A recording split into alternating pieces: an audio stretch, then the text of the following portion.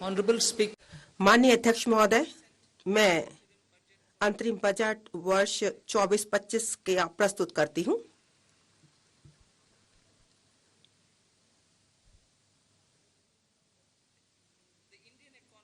जो भारतीय अर्थव्यवस्था है, इसने बहुत ही ज्यादा सकारात्मक बदलाव देखा है पिछले 10 वर्षों के दौरान। जो भारत की जनता है, भारत के लोग हैं, वह आगे की तरफ देख रहे हैं, अपने भविष्य की तरफ देख रहे हैं। वह पूरी तरीके से आशान्वित है, आशावाद है, उनमें उम्मीद है।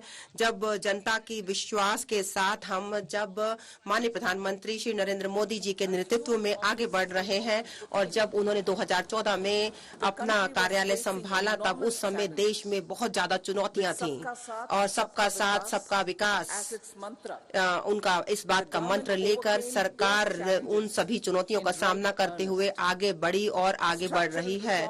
देखिए, संरचनात्मक विकास हो रहा है और जनता के हित में कार्यक्रम शुरू किए गए हैं, योजनाएं बनाई गई हैं और बनाई जा रही हैं। अनेक अवसर उपलब्ध कराए गए ताकि रोजगार के अवसर उत्पन्न किए जा सके और जनता को ज्यादा से ज्यादा रोजगार के अवसर मिल सके। जो विकास के जो फल थे वह जनता तक पहुंचने बड़े पैमाने पर शुरू हो गए और देश में एक नया उद्देश्य मिला, उम्मीद जगी, आशा मिली और लोगों ने सरकार को बहुत ही ज्यादा मतादेश देकर लोगों को अगली बार और हमें आशीर्वाद दिया और दूसरी बार हमारी सरकार माननीय प्रधानमंत्री जी के नेतृत्व में और दोहरे उत्तरदायित्व के साथ आगे बढ़ी और हमने एक व्यापक विकास की बात करी सभी जनता के लिए, सारे देश के लिए, सभी श्रेणियों के लिए, सभी वर्गों के लिए। हमारी देश ने की सरकार ने सबका साथ, सबका विकास और सबका विश्वास इस मंत्र के साथ हम आगे बढ़े। हमारा जो विकास था इसमें यह कहा गया कि हम सभी प्रकार से समावेश करेंगे, विशेष रूप से सामाजिक समावेश होगा और हम सभी देश के सभी लोगों के विकास की हम बात करेंगे और हम साथ ही साथ भौगोलिक रूप से समावेश करेंगे उन सभी क्षेत्रों के लोगों का जो उस देश के अलग अलग भागों में रह रहे हैं। जब हम राष्ट्र के विकास की बात करते हैं, सबका प्रयास की बात करते हैं, तो देश उन सभी चुनौतियों को आगे लेकर हम बढ़े। जब बहुत ही ज्यादा महामारी थी पूरे विश्व में, हमारे देश में, और हमने बहुत ही ज्यादा इसमें बात की कि किस प्रकार से हम बात करें और इसका परिणाम यह हुआ। इसके परिणाम स्वरूप हमारा जो युवा देश है, हमारी बहुत ही ज्यादा आकांक्षाएं हैं और हमने लोगों ने अपनी उम्मीद जो जगाई कि हम उच्चतम विकास के लिए हम बात करेंगे। हमारी सरकार ने यह देखा कि किस प्रकार से हम आगे बढ़ेंगे और हम बहुत ही अच्छे मतादेश के साथ देश की जनता ने हमें आगे बढ़ाया है। inclusive development and growth. जहां तक समावेशी विकास का संबंध है और हम इसको देख रहे हैं कि किस प्रकार से जो विकास के कार्यक्रम है पिछले 10 वर्षों के दौरान, पहले यह था कि हम Development programs कराएं। ग्रामीण विकास के जो कार्यक्रम थे पिछले 10 वर्षों के दौरान अगर देखा जाए, उसमें हमने प्रत्येक घर के अंतर्गत, चाहे सभी के लिए आवास की योजना हो, हर घर जल हो, या सभी के लिए बिजली हो, या सभी के लिए कुकिंग गैस हो, या सभी के लिए वित्तीय सेवाएं और बैंक अकाउंट खोलने की बात हो, हमने रिकॉर्ड टाइम में यह काम किया। जहां तक खाद्यान्न की चिंता का संबंध था, उसे हमने बिल्कुल दूर कर दिया और हमने 80 करोड़ लोगों के लिए मुफ्त, बिल्कुल निःशुल्क राशन उपलब्ध कराया है। minimum support price और जो न्यूनतम समर्थन मूल्य है, जहां तक अन्नदाता के उत्पादन के लिए हमने इससे समय पर लगातार आवधिक रूप से बढ़ाया है और जो आवश्यक मूलभूत आवश्यकताएं हैं उसने वास्तव में ग्रामीण क्षेत्र में लोगों की आय को बढ़ाया है। जो आर्थिक आवश्यकताएं हैं उनको हम इस प्रकार से ठीक कर सके और हम ज्यादा से ज्यादा नौकरियों के अवसर उपलब्ध करा सके। सामाजिक न्याय, हमारी सरकार एक ऐसी दृष्टिकोण के साथ काम कर रहे हैं कि हम सर्वांगीण, सर्वस्पर्शी और सर्वसमावेशी विकास करें। It covers all castes. इसमें सभी जातियों को शामिल किया गया है और सभी स्तरों की जनता को शामिल किया गया है। हम भारत को एक विकसित भारत बना लेंगे 2047 तक भारत एक विकसित राष्ट्र भारत बन जाएगा। और इसको देखने के लिए हम लोगों को सशक्त बनाने के लिए हम काम कर रहे हैं। पहले सामाजिक न्याय एक राजनीतिक नारा हुआ करता था। हमारी सरकार के लिए जो सामाजिक न्याय है एक बहुत ही प्रभावी और आवश्यक सरकारी मॉडल है। जो एक ऐसी स्थिति आ गई थी, The saturation of एक ऐसी स्थिति जहां पर हम सभी दृष्टिकोण हमने ऐसा अपनाया है जहां तक हम एक व्यापक उपलब्धियों के साथ सभी को सभी चीजें दें। देखिए धर्मनिरपेक्षवाद वास्तव में यह हमारी क्रियाओं में है। हमने भ्रष्टाचार को खत्म किया है और हमने साथ ही साथ भाई भतीजावाद को भी खत्म किया है। there is transparency. देखिए इस समय हमारे यहाँ पर पारदर्शिता है और हम यह सुनिश्चित करते हैं कि सभी योग्य लोगों तक सभी लाभ पहुंचाए जाएं। और यह जो सभी अनुसंधान है उनको हम सभी लोगों में समान रूप से बांटते हैं। और जो सामाजिक जो चीजें हैं हम चाहते हैं कि सभी लोगों को समान रूप से मिलें। हम सभी तरीके से देखते हैं कि हम केवल परिणामों पर ही ध्यान दें और साथ ही साथ सभी के लिए सामाजिक आर्थिक बदलाव भी लाया जाए और सभी को अवसर मिले। जैसा कि हमारे माननीय प्रधानमंत्री जी का यह पूर्ण विश्वास है कि हम गरीब, महिला, युवा और अन्नदाता किसान इनके लिए हम मुख्य रूप से काम करें। Their needs इनकी जो आवश्यकताएं हैं, उनकी आकांक्षाएं हैं और उनका कल्याण हमारी सबसे ज्यादा प्राथमिकता है। the country progresses. जो देश तभी तरक्की करता है जब ये चारों तरक्की करते हैं। इन सभी के लिए सभी को सरकारी सहायता मिलनी चाहिए ताकि वे अपने जीवन को बेहतर बना सकें। उन्हें सशक्त किया जाना चाहिए और जब उनको सशक्त किया जाएगा तो हमारा देश और आगे बढ़ेगा। गरीब कल्याण, देश का कल्याण। हम गरीबों को सशक्त करने में विश्वास रखते हैं। पहला हमारा दृष्टिकोण यह है ताकि किस प्रकार से हम उनको चीजें देकर हम गरीबी को दूर करें। जब गरीब सशक्त बनता है और वह भागीदार बनता है सभी विकास गतिविधियों में, तब सरकार की जो शक्ति है वह आम जनता तक पहुंचती है। सबका साथ की जो हम बात कर रहे हैं पिछले 10 वर्षों के दौरान तो सरकार ने 25 करोड़ लोगों को यह सभी सहायता दी है और हमने विविध प्रकार की गरीबी से उन्हें छुटकारा दिलाया है। Our government's efforts हमारी सरकार के प्रयासों के कारण अब सभी जो ऊर्जा है और लोगों के सशक्त जो विकास है वह सब मिलकर आगे बढ़ रहा है और वास्तव में वह उनसे गरीबी से उन्मुक्त कर रही हैं। जहां तक सीधे लाभ ट्रांसफर की योजना है 34 लाख करोड़ की, वह भारत सरकार की प्रधानमंत्री जनधन अकाउंट के माध्यम से उसकी वजह से 2.7 लाख करोड़ की सरकार की जो सेवाएं हैं जो उसके बचते हैं वह अभी तक आई हैं। और इसे हमने अभी तक इसमें देखा है कि किस प्रकार से जो पहले लीकेज हुआ करती थी इनमें वह रुक पाई हैं और जो हमारे पास बचत हुई है वह गरीब कल्याण के लिए ज्यादा से ज्यादा उनका उपयोग हो रहा है। प्रधानमंत्री स्वनिधि इसने 78 लाख जो सड़क पर काम करने वाले वेंडर्स हैं उनको सहायता प्रदान की है, उनको पैसा दिया है। 78 लाख वेंडर्स में से 2.3 लाख को तीसरी बार हमने क्रेडिट दिया है, उधार दिया है, पैसा दिया है। जहां तक पीएम जनधन योजना जो कि विशेष रूप से संवेदनशील जनजातीय समूह तक पूछना था जो कि वास्तव में विकास से बहुत दूर अभी तक रहते हैं। प्रधानमंत्री विश्वकर्मा योजना जो कि सहायता उपलब्ध कराती है हमारे कारीगरों को और जो 18 व्यवसायों में लगे हुए हैं। यह जो योजना है वह दिव्यांग और जो उभयलिंगी हैं उनको सशक्त करने की बात है। वह हमारी सरकार के हर काम में है कि हम किसी को पीछे छोड़ना नहीं चाहते। welfare of annadaata. अन्नदाता का कल्याण, जो किसान है वह हमारे अन्नदाता है। हर वर्ष पीएम किसान सम्मान योजना के तहत प्रत्यक्ष वित्तीय सहायता दी जाती है 11.8 करोड़ किसानों को, including जिसमें छोटे और मध्यस्थ किसान भी शामिल हैं। जहां तक फसल बीमा का संबंध है, वह 4 करोड़ किसानों को पीएम फसल बीमा योजना के तहत दी जाती है। यह जो है अन्य कार्यक्रमों के साथ साथ है जो कि अन्नदाता को सहायता प्रदान करते हैं ताकि वह देश के लिए और विश्व के लिए खाद्यान्न उत्पन्न करें।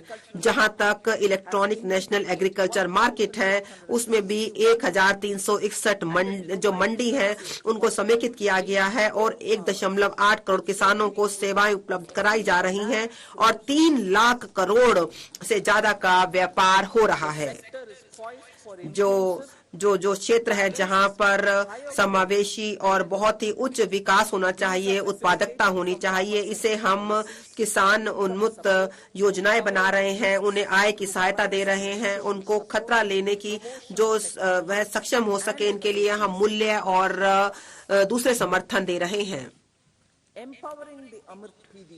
अमृत पीढ़ी जो युवा है उनको सशक्त करना, हमारी समृद्धता तभी निर्भर करती है जब हम अपने युवाओं को सशक्त करें, उनको पूरी तरीके से सजग बनाएं। जो राष्ट्रीय शिक्षा नीति है 2020 वह अब बहुत ही बदलाव और सुधार के मोड़ में है। जो पीएम स्कूल है वह पीएम श्री वह बहुत ही अच्छी शिक्षण सुविधाएं उपलब्ध कराती है ताकि सभी रूप से बच्चों का विकास किया जा सके। जो स्किल इंडिया मिशन है जिसमें 4 करोड़ युवाओं को हमने अभी तक प्रशिक्षित किया है और हमने उन्हें और शिक्षित किया है 54 लाख युवाओं को और 3000 नए ITI हमने खोले हैं।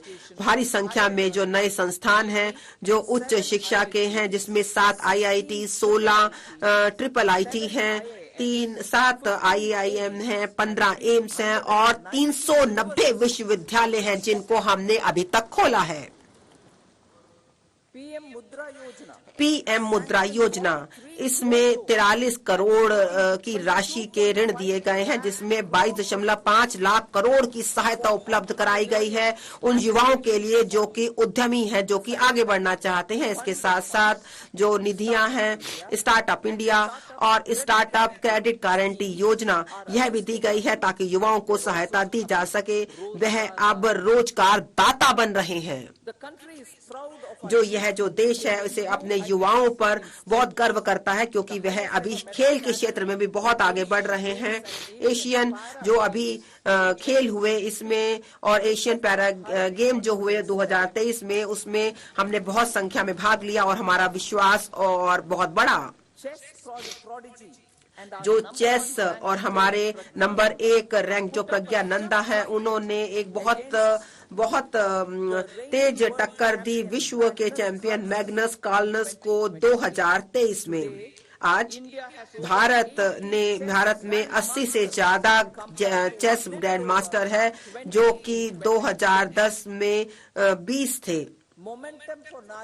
जहां तक नारी शक्ति है उसका विकास, महिलाओं का विकास करना, उद्यमिता के माध्यम से उनके जीवन स्तर को सुधार करना, उन्हें गरिमामय जीवन देना, यह 10 वर्षों में हमने बहुत भारी काम किया है। इसमें 30 करोड़ की मुद्रा योजना के ऋण महिला उद्यमियों को दिए गए हैं। महिलाओं को उच्च शिक्षा में ज्यादा से ज्यादा उनको वह भाग ले रही हैं। पिछले 10 वर्षों में यह 28% बढ़ा है। स्टेम जहां तक कोर्स हैं, महिला और लड़कियां हैं, उनमें 44% की वृद्धि हुई है जो कि विश्व में सबसे ज्यादा है। यह सभी जो कदम हमने उठाए हैं वह पूरी तरीके से महिलाओं की भागीदारी में जो महिला काम कर रही हैं उसमें बढ़ रहा है। जो 3 तलाक है उसे हमने गैर कानूनी सिद्ध कराया है और 1/3 जो महिलाएं हैं उनको आरक्षण की बात की है लोकसभा और राज्य विधानसभाओं में। और हम 70% से ज्यादा जो घर हैं पीएम आवास योजना में ग्रामीण क्षेत्रों के अंतर्गत हम महिलाओं को दे रहे हैं और उन्हें 70% से भी जो घर हैं पीएम आवास योजना के तहत ग्रामीण क्षेत्रों में महिलाओं को दे रहे हैं। या तो वह एकल है या संयुक्त भागीदार है, उनकी मालिकाना हक उनके पास है और उनकी गरिमा बड़ी है। track record of government बहुत ही अच्छी तरीके से ट्रैक रिकॉर्ड रखा जा रहा है शासन का, विकास का और उनके परफॉर्मेंस का। जीडीपी, जहां तक घर जीडीपी का संबंध है, भारत पूरी तरीके से सरकार ध्यान दे रही है बहुत ही व्यापक जीडीपी को लाया जाए, जो है शासन, विकास और निष्पादन। Our government हमारी सरकार ने बहुत ही एक ऐसा पारदर्शी, उत्तरदायी और जनता उन्मुख ऐसा विश्वास युक्त विकास और शासन लेकर आए हैं, जहां पर हम ज्यादा से ज्यादा काम और कम से कम सरकार पर हम ध्यान दे रहे हैं। हम पूरी तरीके से सकल विकास की तरफ ध्यान दे रहे हैं। सभी क्षेत्रों में सूक्ष्म आर्थिक स्थायित्व आया रहा है, विशेष रूप से बाहरी क्षेत्रों में, और विनिवेश बहुत बड़ा है और हमारी अर्थव्यवस्था बहुत अच्छा काम कर रही है। लोग अच्छा जीवन जी रहे हैं, बहुत अच्छी उनकी आय हो रही है और लोगों की आकांक्षाएं, उम्मीदें भविष्य के लिए बहुत बढ़ रहे हैं। आम जनता की जो औसत आय है वह 50% से ज्यादा बढ़ी है। मुद्रास्फीति एक मध्यम रूप से बढ़ रही है। जो लोग हैं उन्हें से ज्यादा सशक्त किया जा रहा है और उन्हें कहा जा रहा है कि वह अपनी उम्मीदों को पूरा करें। वह कर भी रहे हैं और देखा जा रहा है जो कार्यक्रम है वह भारी संख्या में समय पर जनता के बीच में आए और बड़े बड़े परियोजनाएं आए। आर्थिक प्रबंध, जहां तक बहुआयामी आर्थिक प्रबंधन का बात है, उसमें कुछ हमने मुख्य तत्व शामिल किए हैं ताकि समावेशी विकास हो। पहला, सभी प्रकार का ढांचागत विकास, चाहे वह डिजिटल हो या सामाजिक हो या वह फिजिकल हो, उसको हम पूरे समय पर एक रिकॉर्ड समय में पूरा कर रहे हैं। नंबर 2, देश के सभी भाग जो हैं वह सक्रिय भागीदारी निभा रहे हैं जहां तक आर्थिक विकास का संबंध है। नंबर 3, जो डिजिटल सार्वजनिक ढांचागत विकास का संबंध है, एक नया विकास हो रहा है। 21वीं सदी की हम बात करें और यह आर्थिक अर्थव्यवस्था को एक बेहतर रूप देने में बहुत अच्छी भूमिका निभा रहा है। जहां तक जीएसटी का संबंध है, उसकी वजह से बहुत ही ज्यादा हम एक राष्ट्र, एक बाजार और एक कर की बात कर रहे हैं। नंबर 5, हम वित्तीय क्षेत्र को बहुत ज्यादा मजबूत कर रहे हैं, जिससे हमारी जो सेवाएं हैं वो बहुत अच्छी हो रही हैं। हमारा ऋण ज्यादा से ज्यादा लोगों को मिल रहा है। नंबर 6, जो गिफ्ट IFSC और एक समेकित नियमावली वाली अथॉरिटी IFSCA, वह बहुत अच्छा मार्ग प्रशस्त कर रहे हैं ताकि विश्व स्तर पर पूंजीगत सेवाएं आर्थिक विकास के लिए अर्थव्यवस्था में लाई जाएं। पूर्व सक्रिय मुद्रास्फीति प्रबंधन की हम बात करें तो एक समय सीमा के बेहतर भीतर यह काम किया जा रहा है। यदि हम विश्व स्तर पर देखें, माननीय अध्यक्ष महोदय, तो हम देखें तो हमें पता चलता है कि यह जो है बहुत ही अच्छी तरीके से काम हो रहे हैं। जहां तक इसका संबंध है, विश्व स्तर का संबंध है, हम देख रहे हैं कि किस प्रकार से हम जो आपूर्ति चेन है उसको हम बेहतर कर रहे हैं और जो हमारे बहुत ही महत्वपूर्ण मिनरल हैं, तकनीकी हैं, उनको हम आगे बढ़ा रहे हैं। और कोविड के बाद हम विश्व स्तर पर बहुत अच्छे रूप से उभर रहे हैं। भारत ने हाल ही में G20 की अध्यक्षता की, जो कि उस समय में की जब विश्व बहुत ही कठिन समय से जूझ रहा था। विश्व की जो अर्थव्यवस्था है वहां पर बहुत ज्यादा मुद्रास्फीति है, बहुत ब्याज दर बहुत है, कम विकास है और जो बहुत अन्य प्रकार की समस्याएं हैं। महामारी की वजह से जो खाद्यान्न है, जो हमारा जो ईंधन है, जो वित्त है, विश्व स्तर पर उनकी वजह से बहुत समस्याएं हैं, लेकिन भारत इसमें एक विश्व शक्ति के रूप में उभर रहा है। यह देश हमको दिखा रहा है, विश्व को समझा रहा है कि किस प्रकार से हम उन जो विश्व स्तर की समस्याएं हैं उनके समाधान के लिए कैसे हम एक मत हम बन सकते हैं। जब हम बात करते हैं तो अभी हम भारत की बात करते हैं तो ईस्ट यूरोप इकोनॉमिक कॉरिडोर है, यह पूरे विश्व में भारत के लिए बहुत ही महत्वपूर्ण होगा। माननीय प्रधानमंत्री जी के शब्दों में यह जो कॉरिडोर है, और मैं उद्धृत करती हूँ, यह विश्व जो व्यापार होगा वह उसका आधार बनेगा आने वाले 100 वर्षों में, और इतिहास याद रखेगा कि यह जो कॉरिडोर है इसे भारतीय जमीन पर शुरू किया गया था। और अनुद्धृत करती हूँ मैं, विजन फॉर विकसित भारत। विकसित भारत के लिए दृष्टि, हमारा जो दृष्टि है एक समृद्ध भारत के है, जो प्रकृति के साथ आधुनिक आधारभूत संरचना के साथ और अवसर प्रदान करे सभी नागरिकों के लिए और सभी क्षेत्रों के लिए, ताकि उनके क्षमता का इष्टतम प्रयोग किया जा सके। जो हमारी उत्तम विकास यात्रा है, जिसमें सबका विश्वास है, अगले 5 वर्षों में जो अभूतपूर्व विकास का दौर होगा और स्वर्णिम अवसर होगा, जो विकसित भारत के सपने को साकार करने का 2047 तक, जो डेमोग्राफी, लोकतंत्र और विविधता और जिसके पीछे सबका प्रयास है, उसमें प्रत्येक भारतीय की आकांक्षा को पूरा करने का सामर्थ्य है। जैसा माननीय प्रधानमंत्री जी ने अपने स्वतंत्रता दिवस के संबोधन में कहा, मैं उद्धृत करना चाहती हूँ कि अवसरों की कमी नहीं है, जितनी अवसर हम चाहते हैं उतना है। जो देश है वो और अवसरों को बनाने का सामर्थ्य रखता है और आसमान की बुलंदियों तक इसकी सीमा जाती है। अमृतकाल के लिए रणनीति, हमारी सरकार आर्थिक नीतियों को अपनाएगी जो प्रतिपालनीय विकास को बढ़ावा देगी और समावेशी विकास को बढ़ावा देगी। उत्पादन में वृद्धि होगी, सबके लिए अवसर पर्याप्त होंगे और जो संसाधन हैं उसका भी सृजन किया जाएगा और लोगों की आकांक्षाओं को पूरा किया जाएगा। जो सिद्धांत है हमारा रिफॉर्म, परफॉर्म और ट्रांसफॉर्म का, सरकार जो अगली पीढ़ी के सुधार हैं उसको लेगी और राज्यों के साथ एक सर्वानुमति बनाएगी। ये एक बहुत ही महत्वपूर्ण नीति है, हमारी सरकार के लिए प्राथमिकता है, ताकि समय पे पर्याप्त वित्त उपलब्ध कराए जाएं, उपयुक्त प्रौद्योगिकी हो और लघु, सीमांत और मध्यम उद्योगों को बढ़ावा देने के लिए, ताकि वो वैश्विक स्तर पर प्रतिस्पर्धा कर सकें। जो विनियामक माहौल है उसको बढ़ावा दिया जाएगा और इस नीति में इसे शामिल किया जाएगा। जो पंचामृत के लक्ष्यों को प्राप्त करने के लिए हमारी सरकार जो संसाधन समृद्ध आर्थिक विकास को बढ़ावा दिया जाएगा, ऊर्जा सुरक्षा को सुनिश्चित किया जाएगा और ये सस्ते दर पे उपलब्ध होगी। जो सरकार की जो निवेश की जरूरतों को पूरा करने के लिए जो उसका आकार है, क्षमता है, कौशल है और विनियामक तंत्र को भी विकसित किया जाएगा।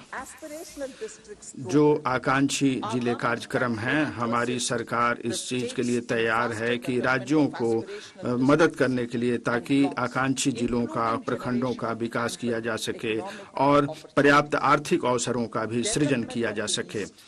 पूर्व का विकास, हमारी सरकार पूर्ण ध्यान देगी जो पूर्वी क्षेत्र है उसके विकास के लिए, उनके लोगों के लिए जो भारत के विकास की महत्वपूर्ण धुरी हैं। प्रधानमंत्री आवास योजना ग्रामीण, जो कोरोना की चुनौतियों के बावजूद प्रधानमंत्री आवास योजना ग्रामीण का क्रियान्वयन जारी है और 3 करोड़ घरों को बनाने का लक्ष्य हमने प्राप्त कर लिया है। 2 करोड़ और आवासों को आगामी 5 वर्षों में पूरा किया जाएगा, जो हम परिवारों की संख्या में वृद्धि के मद्देनजर जो जरूरतें हैं उसके लिए पूरा किया जाएगा। जो सौर ऊर्जा और मुफ्त बिजली, जो छत पे सौर ऊर्जा लगाए जाएंगे उसके द्वारा 1 करोड़ घरों को 300 यूनिट निःशुल्क विद्युत प्रति महीने दी जाएगी। यह योजना हमारे प्रधानमंत्री जी का संकल्प है, जो राम मंदिर की प्राण प्रतिष्ठा के अवसर पर अयोध्या में उन्होंने ये बात कही थी। इससे निम्नलिखित लाभ होंगे, जो 15 से 18 हजार रुपया प्रति वर्ष सौर ऊर्जा से प्राप्त होगी और जो अधिशेष को बेचकर जो वितरण कंपनियों को दिया जाएगा। इलेक्ट्रॉनिक वाहनों का चार्जिंग और बड़े पैमाने पे जो वेंडर हैं उनको उद्यमिता का अवसर मिलेगा आपूर्ति और संस्थापन के लिए, और युवकों को जो तकनीक कौशल के साथ उत्पादन के लिए, संस्थापन के लिए और रखरखाव के लिए बड़ा अवसर मिलेगा। मध्यम वर्ग के लिए आवास, हमारी सरकार जो मध्यम वर्ग के उपयुक्त लाभार्थी हैं, मैं प्रधानमंत्री जी को उद्धृत करना चाहूंगी कि किराए के मकान में रहने वाले, झुग्गी झोपड़ी में रहने वाले या चौल में रहने वाले या अप्राधिकृत कॉलोनियों में रहने वाले और वो अपना आवास खरीद सकें या उसका निर्माण कर सकें। चिकित्सा महाविद्यालय, बहुत सारे युवा चाहते हैं कि वो डॉक्टर बने और वो बेहतर चिकित्सा सेवा के माध्यम से वो हमारे लोगों की सेवा करना चाहते हैं, और जो वर्तमान आधारभूत संरचना है उसका उपयोग करते हुए हम और अधिक चिकित्सा महाविद्यालय स्थापित करेंगे। एक समिति गठित की जाएगी और इसके बारे में उचित सिफारिश करेगी। सर्वाइकल कैंसर के लिए टीकाकरण, हमारी सरकार टीकाकरण को बढ़ावा देगी। लड़कियों को जो 9 से 14 वर्ष के उम्र में हैं के बीच हैं, ताकि सर्वाइकल कैंसर को रोका जा सके।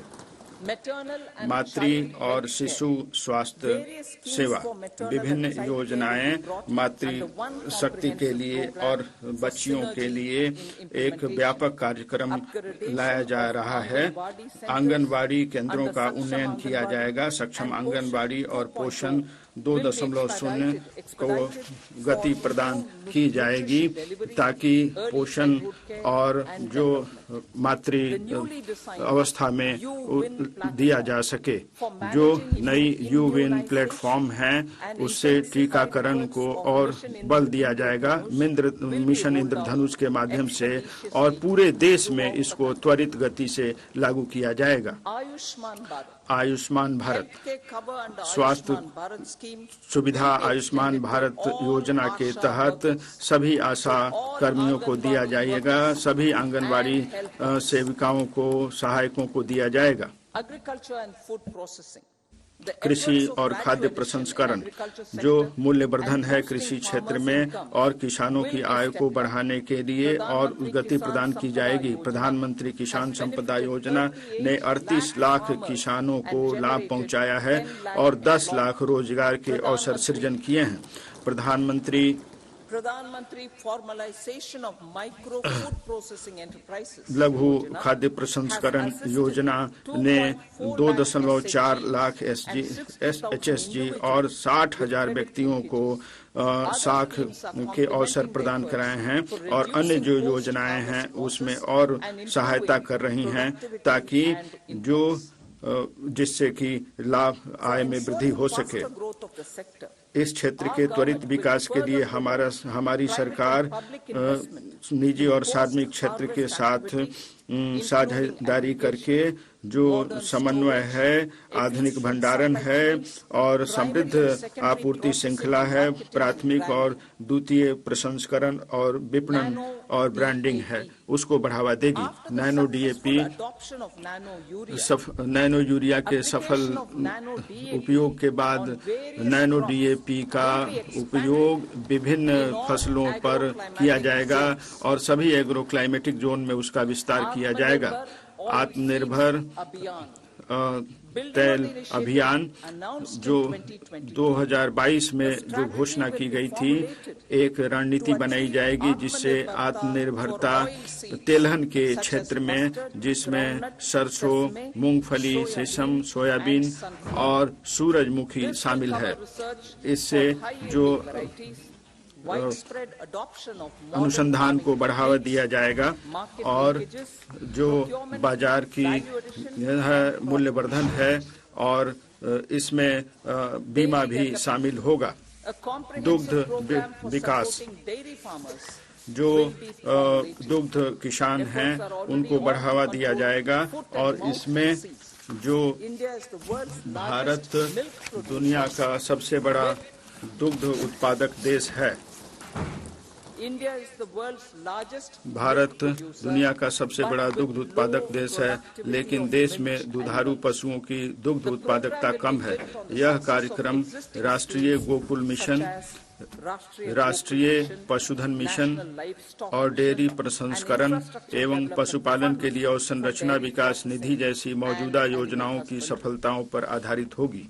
मत्स्य संपदा मत्स्य संपदा, यह हमारी सरकार ही थी जिसने मछुआरों की सहायता करने के महत्व को समझते हुए अलग मत्स्य पालन विभाग की स्थापना की। इसके परिणाम स्वरूप इनलैंड और जल कृषि उत्पादन 2 गुना हो गया है। वर्ष 2013-14 में सी फूड का निर्यात भी 2 गुना हो गया है। प्रधानमंत्री मत्स्य संपदा योजना के कार्यान्वयन को बढ़ावा दिया जाएगा, जिसके उद्देश्य इस प्रकार होंगे: जल कृषि उत्पादकता को प्रति हेक्टेयर मौजूदा 3 टन से बढ़ाकर 5 टन करना, निर्यात को 2 गुना बढ़ाकर 1 लाख करोड़ तक पहुंचाना और 3 निकट भविष्य में रोजगार के 55 लाख अवसरों का सृजन करना। 5 एकीकृत एक्वा पार्कों की स्थापना की जाएगी। लखपति दीदी 83 लाख SHGs 9 करोड़ महिलाओं को 83 लाख स्व सहायता समूह सशक्तिकरण और आत्मनिर्भरता से ग्रामीण सामाजिक आर्थिक परिदृश्य में बदलाव ला रहे हैं।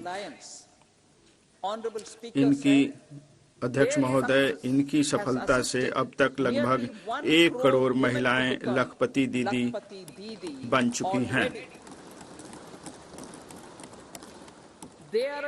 वे अन्य महिलाओं के लिए प्रेरणा बन गई हैं। उन्हें सम्मानित करके उनकी उपलब्धियों को मान्यता प्रदान की जाएगी।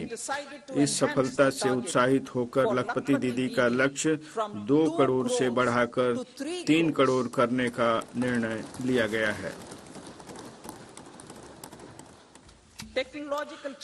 प्रौद्योगिकी में बदलाव, नए युग की प्रौद्योगिकियां और डाटा लोगों के जीवन और व्यापार में बदलाव ला रहे हैं। इन प्रौद्योगिकियों से नए आर्थिक अवसर भी संभव हो रहे हैं और सामाजिक संरचना के आखिरी पायदान पर मौजूद लोगों सहित सभी लोगों को किफायती दरों पर उच्च गुणवत्ताएं सेवाएं मिल रही हैं। वैश्विक स्तर पर भारत के लिए अवसरों का विस्तार हो रहा है। भारत अपने लोगों की नई पहलों और उद्यमशीलता के माध्यम से समाधान दर्शा रहा है। आर्थिक उन्नति, रोजगार और विकास को बढ़ावा देने के लिए अनुसंधान और नई पहल। प्रधानमंत्री लाल बहादुर शास्त्री जी ने जय जवान जय किसान का नारा दिया था। प्रधानमंत्री अटल बिहारी वाजपेयी जी ने उसे जय जवान जय किसान जय विज्ञान बना दिया। प्रधानमंत्री मोदी जी ने इस नारे का और विस्तार करते हुए इसे जय जवान जय किसान जय विज्ञान और जय अनुसंधान बना दिया है, क्योंकि नई पहल ही विकास का आधार है। प्रौद्योगिकियों को अपनाने वाले हमारे युवाओं के लिए यह एक स्वर्णिम काल होगा। 50 वर्षीय ब्याज मुक्त ऋण के माध्यम से 1 लाख करोड़ रुपए का कॉर्पस स्थापित किया जाएगा। इस कॉर्पस से दीर्घकालिक वित्त पोषण या पुनर्वित्त पोषण कम या शून्य ब्याज दरों पर उपलब्ध कराए जाएंगे। इस कॉर्पस से निजी क्षेत्र अधिकांशतः नए उभरते क्षेत्रों में अनुसंधान और नई पहल को उल्लेखनीय रूप से बढ़ावा देने के लिए प्रोत्साहित होगा। इस कॉर्पस से निजी क्षेत्र अधिकांशतः नए उभरते क्षेत्रों में अनुसंधान और नई पहल को उल्लेखनीय रूप से बढ़ावा देने के लिए प्रोत्साहित होगा। हमें ऐसे कार्यक्रम बनाने होंगे जो युवा शक्ति और प्रौद्योगिकी को जोड़े। रक्षा प्रयोजनों के लिए गहन प्रौद्योगिकियों को मजबूत करने और आत्मनिर्भरता में तेजी लाने के लिए नई योजना शुरू की जाएगी। और संरचना विकास, पिछले 4 वर्षों में पूंजीगत व्यय के परिव्यय में 3 गुना बढ़ोतरी किए जाने के परिणाम स्वरूप आर्थिक विकास और रोजगार सृजन में कई गुना वृद्धि को आगे बढ़ाते हुए अगले वर्ष के लिए परिव्यय को 11.1% बढ़ाकर 11,11,111 करोड़ रुपए किया जा रहा है। यह सकल घरेलू उत्पाद का 3.4% होगा। रेलवे, 3 प्रमुख आर्थिक रेल गलियारा कार्यक्रम क्रियान्वित किए जाएंगे, जो इस प्रकार हैं: ऊर्जा, खनिज, सीमेंट गलियारा, 2 पत्तन संपर्कता गलियारा और 3 अधिक यातायात वाले गलियारा। बहुविध मॉडलों वाली संपर्कता को संभव बनाने के लिए प्रधानमंत्री गति शक्ति के अंतर्गत इन परियोजनाओं की पहचान की गई है। इनसे रसद व्यवस्था संबंधी कार्यकुशलता बढ़ेगी और लागत में कमी आएगी।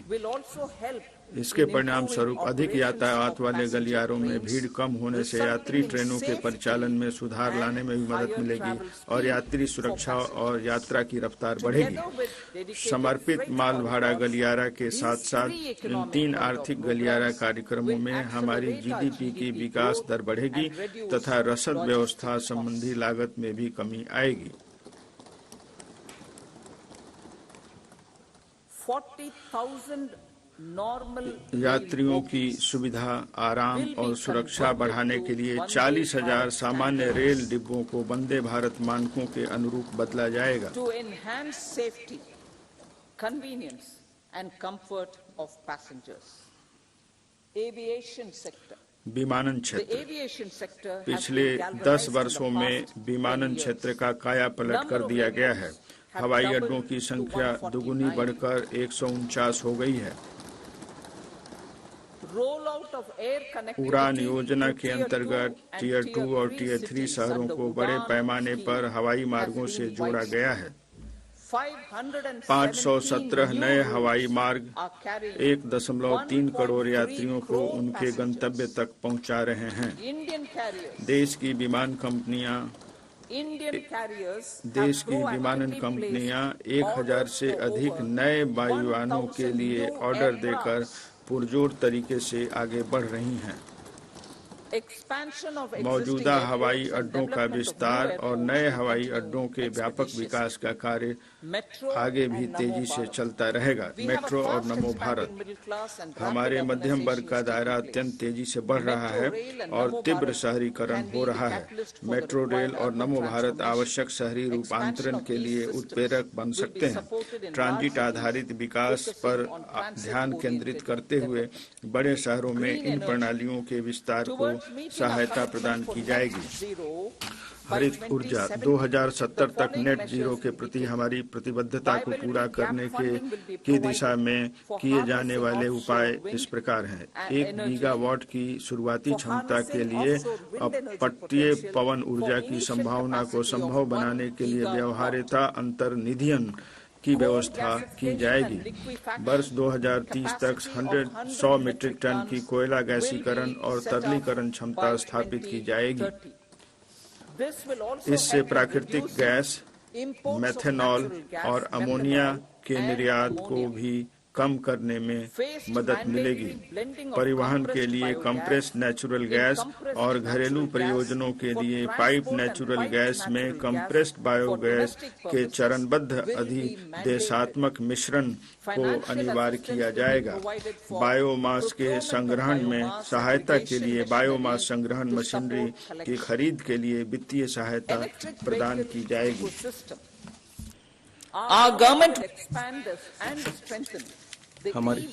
हमारी सरकार ई वाहनों के विनिर्माण और चार्जिंग अवसंरचना को सहायता प्रदान कर ई वाहन इकोसिस्टम का विस्तार और सुदृढ़ीकरण करेगी। through payment सार्वजनिक security परिवहन नेटवर्क के लिए अधिक से अधिक संख्या में ई बस के इस्तेमाल को पेमेंट सिक्योरिटी मैकेनिज्म के माध्यम से बढ़ावा दिया जाएगा। for promoting जैव green growth विनिर्माण और the bio new foundry, scheme of biomanufacturing हरित and विकास को biofuels बढ़ावा देने के लिए will be launched. जैव विनिर्माण और This बायो will फाउंड्री की provide एक नई योजना शुरू की जाएगी। environment-friendly यह alternatives योजना such जैव as अपघटय बहुलक, biodegradable जैव polymers, प्लास्टिक, जैव bioplastics, भेषज biopharmaceuticals and और जैव biodegradable कृषि इनपुट जैसे पर्यावरण हितैषी विकल्प उपलब्ध कराएगी।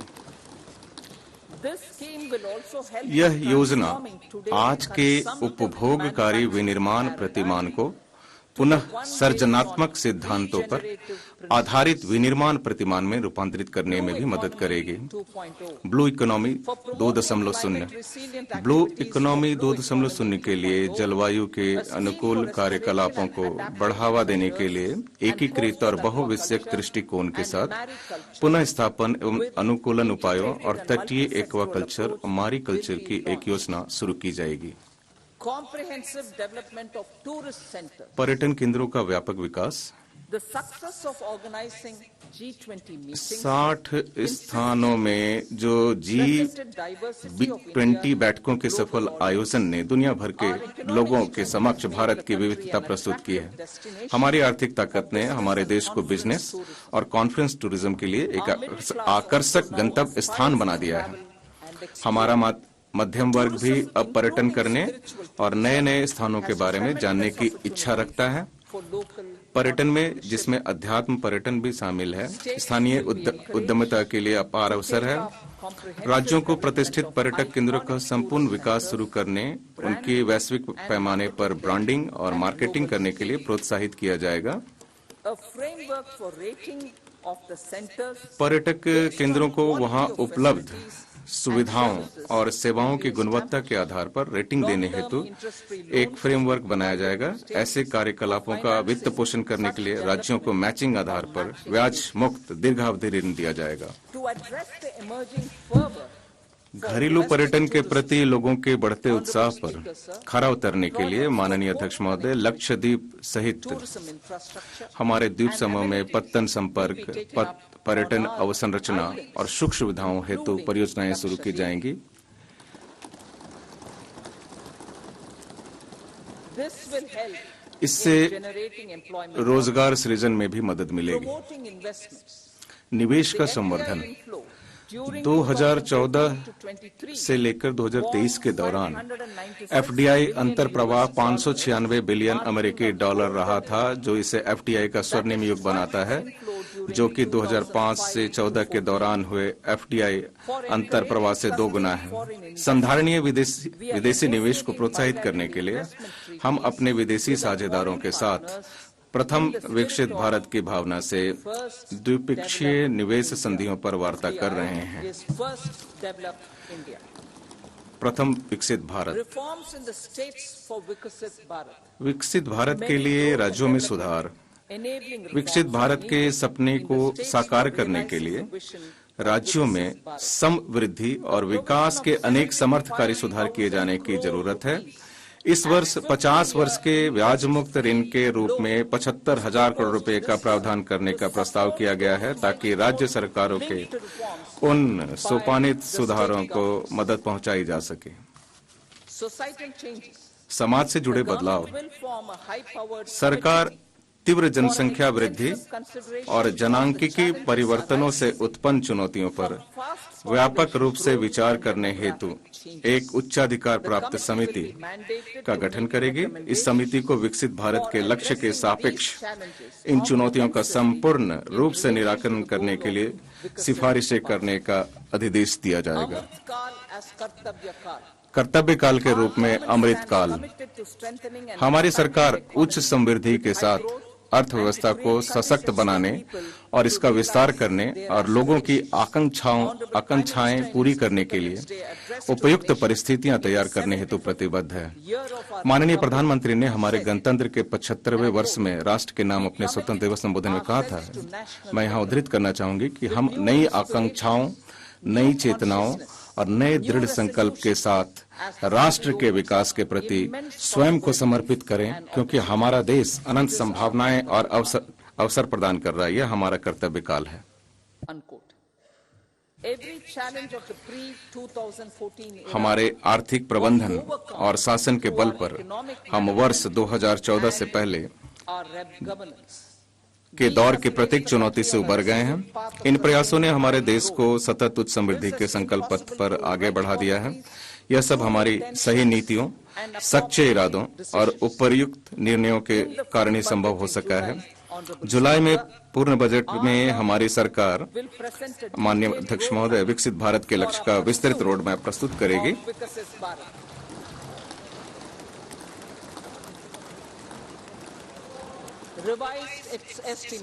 संशोधित अनुमान 2023-24 उधार को छोड़कर कुल प्राप्तियों का संशोधित अनुमान 27.56 लाख करोड़ है, जिसमें से कर प्राप्ति 23.24 लाख करोड़ है।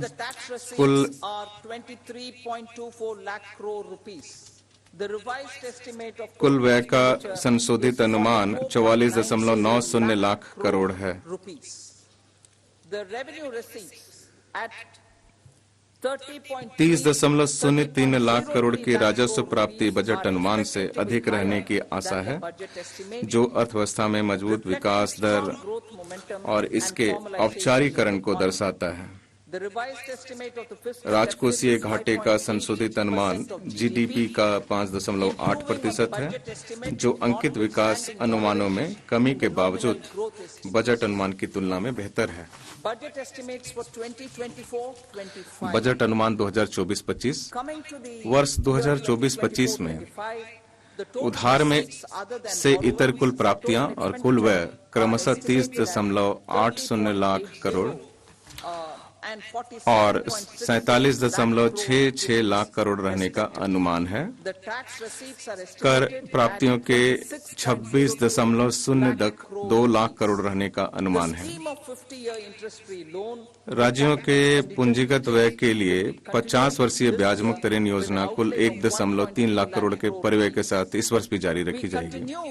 जैसा कि मेरे 2021-22 के बजट भाषण में घोषणा की गई थी, हम वर्ष 2025-26 तक राजकोषीय घाटे को 4.5% से नीचे लाने के लिए राजकोषीय सुदृढ़ीकरण के मार्ग पर निरंतर आगे बढ़ रहे हैं।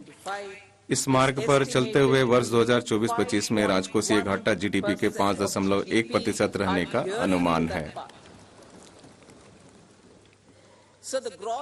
महोदय, 2024-25 के दौरान दिनांकित प्रतिभूतियों में शकल और निवल बाजार उधारियां क्रमशः 14.13 लाख करोड़ और 11.75 लाख करोड़ रहने का अनुमान लगाया गया है। ये दोनों उधारियां वर्ष 2023-24 के उधारों से कम रहेंगी। अब जबकि बड़े पैमाने पर निवेश हो रहा है, केंद्र सरकार द्वारा कम उधार लेने से निजी क्षेत्र के लिए और अधिक मात्रा में ऋण उपलब्ध होगा। लेखा अनुदान। मैं वित्त वर्ष 2024-25 के एक भाग के लिए विनियोग विधेयक के माध्यम से लेखा अनुदान हेतु संसद से अनुमोदन प्राप्त करना चाहूंगी। अब मैं भाग ख की ओर बढ़ती हूं। माननीय अध्यक्ष महोदय, पिछले 10 वर्षों में प्रत्यक्ष कर संग्रहण 3 गुना से अधिक हो गया है और विवरणी दाखिल करने वालों की संख्या 2.4 गुना हो गई है। मैं करदाताओं को आश्वस्त करना चाहूंगी कि उनके योगदान का देश के विकास और जनता के कल्याण के लिए विवेकपूर्ण उपयोग किया गया है। मैं करदाताओं के सहयोग के लिए उनकी सराहना करती हूं। सरकार ने कर दरों में कटौती की है और इन्हें विवेकपूर्ण बनाया है। नई कर योजना के तहत अब 7 लाख तक की आय वाले करदाताओं के लिए कोई कर देनदारी नहीं है। वित्तीय वर्ष 2013-14 में 2.2 लाख तक की आय वाले करदाताओं के लिए कोई कर देनदारी नहीं थी। खुदरा व्यापार के लिए प्रिजेम्पटिव कराधान की सीमा 2 करोड़ से बढ़ाकर 3 करोड़ की गई। इसी प्रकार प्रिजेम्पटिव कराधान के पात्र व्यवसायियों के लिए यह सीमा 50 लाख से बढ़ाकर 75 लाख की गई। साथ ही कॉरपोरेट कर की दर मौजूदा स्वदेशी कंपनियों के लिए 30% से बढ़ाकर 22% की गई और कुछ नई विनिर्माण कंपनियों के लिए यह दर 15% की गई। माननीय अध्यक्ष महोदय, पिछले 5 वर्षों में करदाता सेवाओं में सुधार करने पर हमारा विशेष जोर रहा है। पहचान रहित निर्धारण और अपील की शुरुआत कर क्षेत्राधिकार आधारित निर्धारण प्रणाली को बदल दिया गया, जिससे कार्यकुशलता, पारदर्शिता और जवाबदेही बढ़ी है।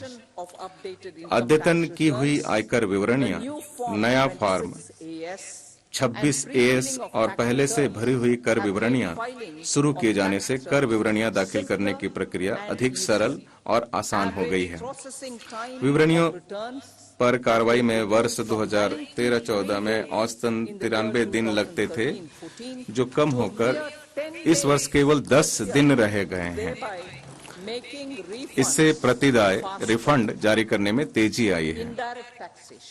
अप्रत्यक्ष कर, भारत में अत्यंत बटी हुई अप्रत्यक्ष कर व्यवस्था को एकीकृत करके जीएसटी ने व्यापार और उद्योग पर अनुपालन के बोझ को कम कर दिया है। उद्योग जगत ने जीएसटी के लाभ को स्वीकारा है। एक अग्रणी परामर्शदाता फर्म द्वारा हाल ही में किए गए सर्वेक्षण के अनुसार 94% उद्योग प्रमुख जीएसटी में हुए बदलाव को व्यापक रूप से सकारात्मक मानते हैं।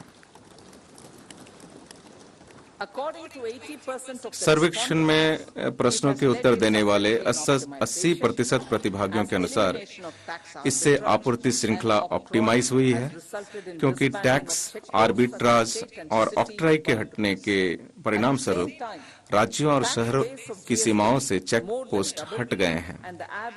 साथ ही जीएसटी का कर आधार बढ़कर दोगुने से अधिक हो गया है।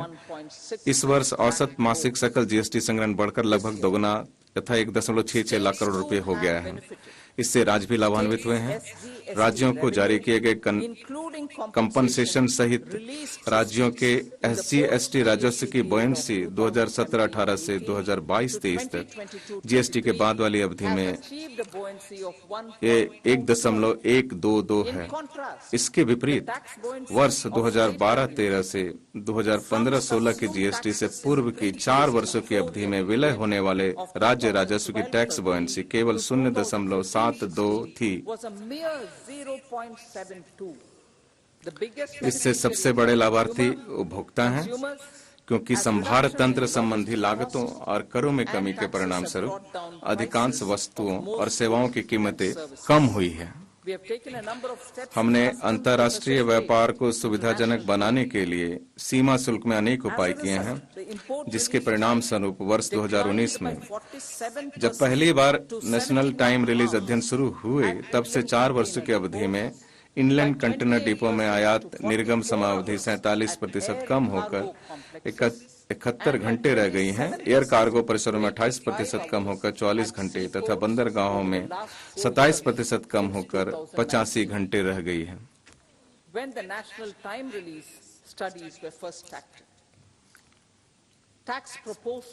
कर प्रस्ताव। कर प्रस्तावों के संबंध में परंपरा के अनुरूप मैं कराधान के संबंध में किसी भी बदलाव का प्रस्ताव नहीं कर रही हूं और प्रत्यक्ष कर तथा आयात शुल्क सहित अप्रत्यक्ष करों के संबंध में कर दरें यथावत बनाए रखने का प्रस्ताव कर रही हूं। तथापि स्टार्टअप और सॉवरेन संपदा या पेंशन फंड द्वारा किए गए निवेशों के लिए कुछ कर लाभ तथा कुछ IFSC यूनिटों की कतिपय आय पर कर छूट की समय सीमा 31/3/2024 को समाप्त हो रही है। कराधान में निरंतरता बनाए रखने के लिए मैं समय सीमा की इस तारीख को 31/3/2025 तक बढ़ाने का प्रस्ताव करती हूँ। इसके अतिरिक्त जीवन की सुगमता और व्यापारिक सुगमता में सुधार करने की सरकार की परिकल्पना के अनुरूप मैं करदाता सेवाओं में सुधार हेतु एक घोषणा करना चाहती हूँ। बड़ी संख्या में कई छोटी छोटी गैर सत्यापित, गैर समायोजित या विवादित प्रत्यक्ष कर मांग बही खातों में लंबित हैं। इनमें से कई मांग तो वर्ष 1962 तक के भी पुराने समय से मौजूद हैं। इनके कारण ईमानदार करदाताओं को परेशानी होती है तथा बाद के वर्षों में रिफंड जारी करने की प्रक्रिया में भी बाधा आती है। माननीय अध्यक्ष महोदय, मैं वित्तीय वर्ष 2009-10 तक की अवधि से संबंधित 25,000 रुपये तक तथा वित्तीय वर्ष 2010-11 से वर्ष 2014-15 से संबंधित 10,000 रुपये तक की ऐसी बकाया प्रत्यक्ष कर मांगों को वापस लेने का प्रस्ताव करती हूँ। इससे लगभग 1 करोड़ करदाताओं के लाभान्वित होने की अपेक्षा है।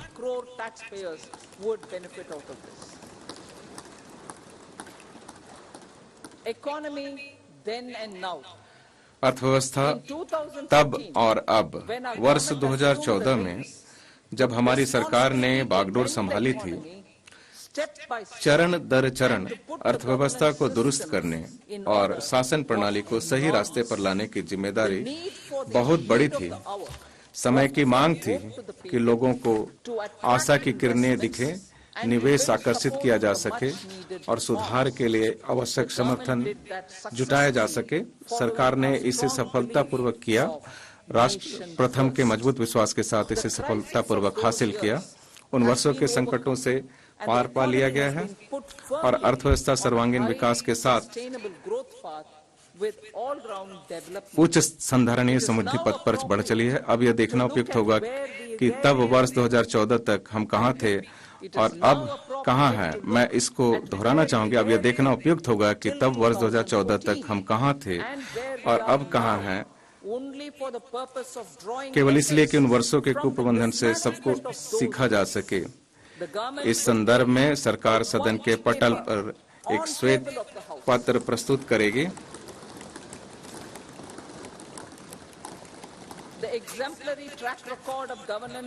शासन, विकास और निष्पादन, प्रभावी प्रदायगी और जन कल्याण के अनुकरणीय ट्रैक रिकॉर्ड ने सरकार को लोगों का भरोसा, विश्वास और आशीर्वाद दिलाया है ताकि आने वाले वर्षों और दशकों में नेक इरादे, सच्ची लगन और भरपूर प्रयासों से विकसित भारत के लक्ष्य को हासिल किया जा सके, चाहे इसके लिए जितना भी जतन करना पड़े। इन शब्दों के साथ मैं इस गरिमामय सदन में अंतरिम बजट पेश करती हूँ। जय हिंद।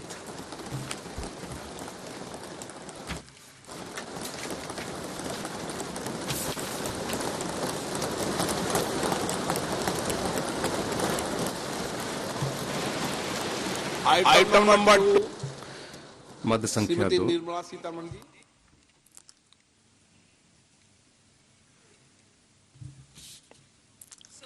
महोदय, मैं आपकी अनुमति से राज्य वित्तीय उत्तरदायित्व तथा बजट प्रबंध FRBM अधिनियम 2003 की धारा 3(1) के अंतर्गत निम्नलिखित विवरण सभा पटल पर रखती हूँ। मध्यम अवधि राज्य वित्तीय नीति, सह राज्य वित्तीय नीति युक्ति संबंधी विवरण और बृहत आर्थिक रूपरेखा संबंधी विवरण। मद संख्या 3। महोदय, आपकी अनुमति से मैं प्रस्ताव करती हूं कि वित्त विधेयक 2024 को प्रस्तावित करने की अनुमति दी जाए। प्रश्न ये है कि विधेयक को प्रस्तावित करने की अनुमति प्रदान की जाए। जो सदस्य इसके पक्ष में हाँ कहें, जो सदस्य विरोध में ना कहें। मेरे विचार में निर्णय हाँ वालों के पक्ष हुआ, हाँ वालों के पक्ष हुआ। माननीय मंत्री जी, विधेयक को प्रस्तावित करें। महोदय, मैं विधेयक प्रस्तावित करती हूँ।